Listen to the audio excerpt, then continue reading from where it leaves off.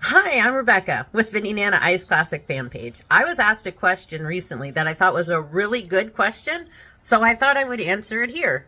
Would an earthquake stop the clock for the Nenana Ice Classic? Well, here's my answer. It really is maybe. It depends. You see, if there is an earthquake while the river is letting go of the river ice, then it's possible that all the ice would go out through Nenana very quickly. When breakup starts, there's a long process to go through. Many things happen before the ice goes out. The river ice along the edges start to melt, and the bottom ice starts to let go, and the top ice starts melting and grinding its way downriver. The Chena River in Fairbanks opens first, and a rush of water comes down the river. This flush of water that comes through Nenana about a day later lifts the top ice off the edges, and ice pieces break apart due to the stress of the ice moving.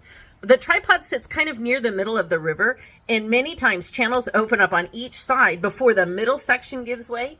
The tripod has to move 100 feet or so downriver where the rope get caught up in the ice to pull the rope and stop the clock.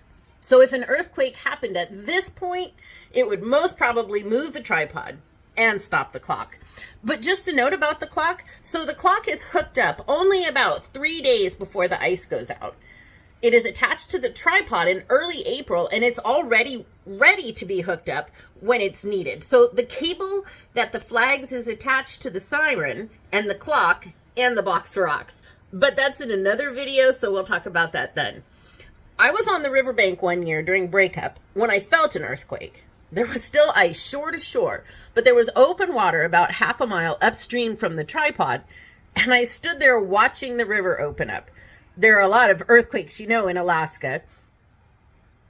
So this was just pretty normal. I would say it was maybe a 4.5 or so.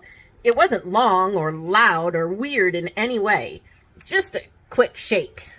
I noticed the hole in the ice that I was watching broke a few pieces off, and there seemed to be a ripple that went across the river as opposed to down the river. It really didn't seem to make that much of a difference. So if there's an earthquake while everything is frozen, then my answer is no. There's nowhere for all that ice to go. This river is huge, about 900 feet across in Nenana. The ice is from 25 to 50 inches thick during the winter. If it was huge earthquake, it could jumble up the ice, I'm sure.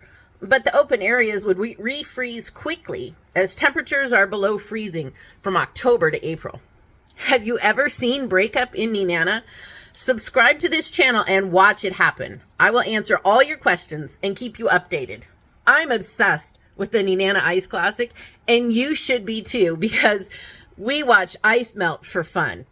The Nenana Ice Classic is now on social media, so go check out their official accounts. Bye!